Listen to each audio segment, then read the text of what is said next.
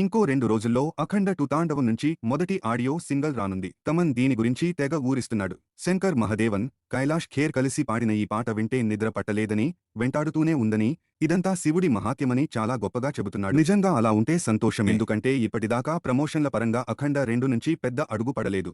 చిన్న టీజర్ తప్ప ఎలాంటి కంటెంట్ వదల్లేదు. చూస్తేనేమో రిలీజ్ డేట్ కేవలం 23 రోజుల దూరంలో ఉంది.